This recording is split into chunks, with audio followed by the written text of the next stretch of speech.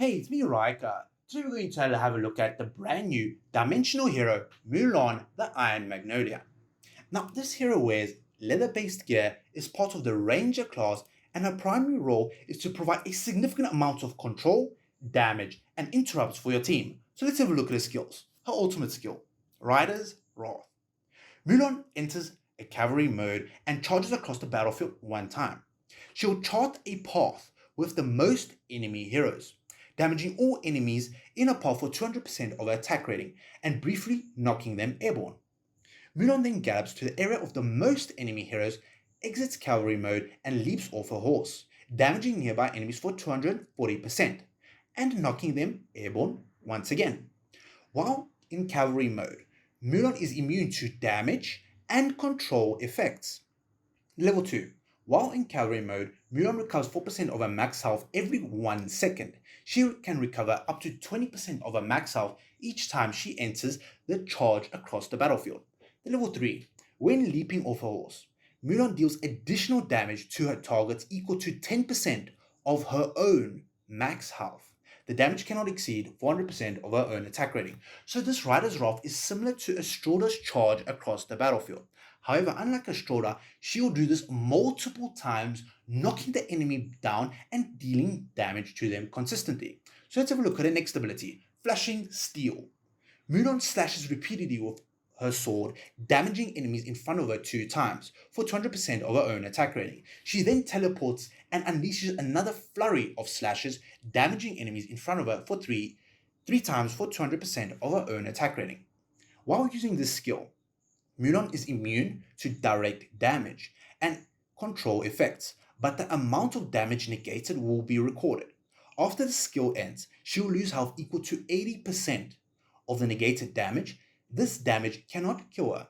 So this is a stagger-like effect where the damage is delayed. However, after a certain duration, being 2 times, this will end and she'll get this damage immediately. So this is a bit of a damage reduction for her.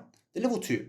After the skill ends, Mulan will be healed for 20% of the damage it dealt. The level 3. After the skill ends, Mulan will lose health equal to 50% of the damage negated. The damage cannot kill her. So this is down from 80%. So this is a pretty significant buff to her. The level 4. The second flurry of slashes after Mulan teleports will knock enemies airborne. So once again, another interrupt effect. Formidable the Fortress. The active ability. Mulan fly kicks enemies in front of her, damaging them for 200% of her attack rating and knocking them airborne.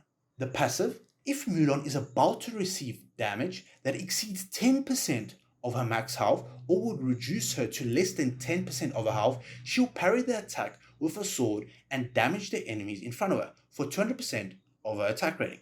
Parrying reduces the damage she takes from the attack by 50%. She can parry 4 times over the next 3 seconds, after which the cooldown for the skills is active and will only be reset when Mulan is unable to parry for the next 12 seconds. So this is a pretty significant damage reduction on top of this ability over here, Flashing Steel. The level 2. After fly kicking, Mulan's movement speed is increased by 25% for 3 seconds. This effect cannot stack. The level 3. When parrying, the damage Mulan receives is reduced by 70%. So this is up from the 50% that is currently in this specific ability. So this is a pretty significant damage reduction. And the 30 engravings. Before fly kicking, Mulan destroys all target shields and renders them unable to acquire a new shield for the next 3 seconds. So this allows your allies to deal more damage to the enemies. Her next ability, Relentless Pursuit, which is a passive. Whenever Mulan knocks an enemy hero airborne, she hits them with a follow-up attack, damaging them for 100% of her attack rating. Each follow-up attack increases the damage of the next follow-up attack by 20% of Mulan's attack rating, up to 300%. So this is more of a single target focused damage. If the target is a boss, Mulan will still launch a follow-up attack even if she fails to knock them airborne. The level 2. When Mulan knocks an enemy airborne to the edge of the battlefield, she damages the target and nearby enemies for 280% of her attack rating. This effect can be triggered for each enemy hero once every 5 seconds. The level 3. Once a damaged Mulan's follow-up attack maxes out, so this is that 300%, the subsequent follow-up attack will deal extra damage to the target equal to 10% of the target's health. The extra damage cannot exceed 300% of Mulan's own attack rating. And the level 4 or 60 engravings control effects inflicted by Mulan's allied heroes will also trigger the follow-up attacks. This effect can trigger for each allied hero once every 3 seconds. So this allows your allies to do even more damage to specific enemies. So let's have a look at a signature item. Defense to offense. When you unlock this skill, if Mulan parries a skill, any subsequent damage it deals to her will be reduced by 10%. So this is an extra damage reduction for her. The level 10, after Mulan parries an attack with Formidable Fortress, this is the damage reduction. Damage reduction from the parry will continue for 3 seconds, so this is a pretty significant buff. The level 20, if Mulan parries a skill, any subsequent damage it deals to her will be reduced by 30%, so this is up from 10%, and a 30 signature item upgrade. Mulan can also parry control effects that are about to be inflicted on her. While parrying, she's immune to control effects, so this essentially allows her to keep being effective in the battle and allows her to keep on controlling and dealing damage to the enemies. So let's have a look at her furniture. So when you unlock the furniture, press on the 3 out of 3. While Mulan is in cavalry mode, this is her ultimate skill, and for 5 seconds after she exits cavalry mode, all allied heroes gain 20% attack rate and 20% defense. This is a significant buff for your allies. The 9 out of 9. At the start of battle, Mulan enters cavalry mode and rides towards the enemy directly opposite her. She then leaps off her horse and exits cavalry mode, damaging nearby enemies and knocking them airborne in the same manner as Rider's Wrath. Now this specific 9 out of 9 will be game breaking for her, and I'll show you why just now.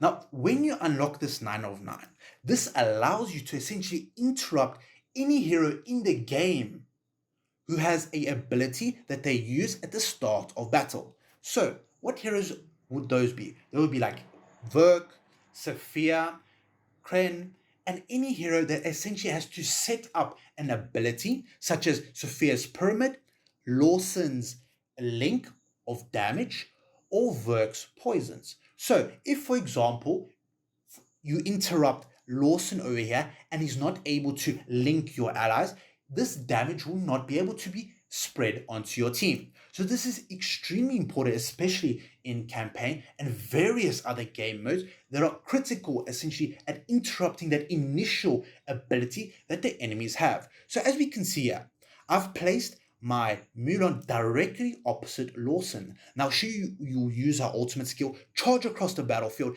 interrupt Lawson, and he will not be able to link my allies. So let's have a look at how she does this.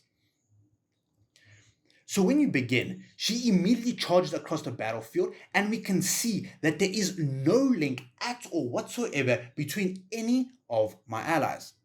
Now we can see that she's easily able to deal a significant amount of damage to the enemies, charging through them, interrupting them, and constantly keeping them under control. So this is enemies of a slightly similar deficit to her. So let's have a look at a 190 level deficit. So from these initial trials that I've done with this hero, we can see that she does a pretty significant amount of damage with her subsequent attacks. So in this specific formation, this is a stall-based team with the Anak Razul-based team. So we can see that I've put Mulan directly opposite the Sophia over here. Now this will essentially interrupt Sophia, reducing the buffs that she provides to her allies and the debuffs that she provides to your enemy, to your allies. So once again, we have another team over here. However, this one was not suited for it that well. However, we can see in this team, even when comparing to another damage dealer such as Irons, she does significantly well. So let's have a look at this specific battle. So as soon as she starts with a 9 out of 9 furniture, she charges across the battlefield, interrupts the Sophia, disabling her and not allowing her to use her spectral displacement field. Now, this allows heroes such as Odin or various other heroes to gain control of the battle while she's constantly distracting and interrupting the enemies. So let's speed this team up over here. Now we can see that she's constantly charging through the enemies. So if the enemies are stacked up, as in this case, when Odin can stack them up perfectly well in one specific area, she can do a pretty significant amount of damage because of her buffs, the 20% attack rating, defense rating, and her subsequent buff skill. Now we can see this damage is nearly the same as Odin. However, she still provides that critical role of interrupting the enemies. So what is the minimum investment that I would recommend into this hero?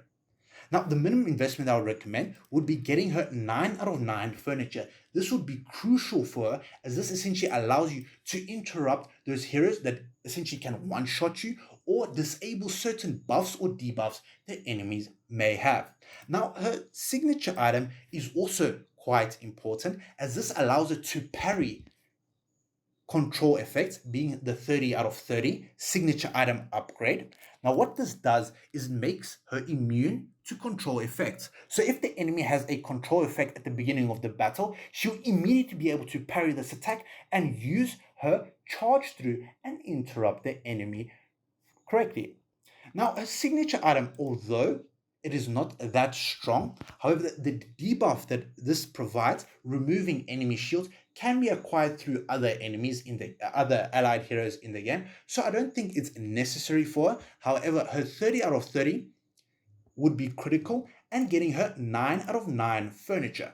Now, her 60 engravings, even though it might be effective, especially when paired up with other damage dealers or heroes that can do a significant amount of single target damage to a specific hero, this might be proved effective. However, I think the minimum investment will be getting a 30 signature item and a 9 out of 9 furniture.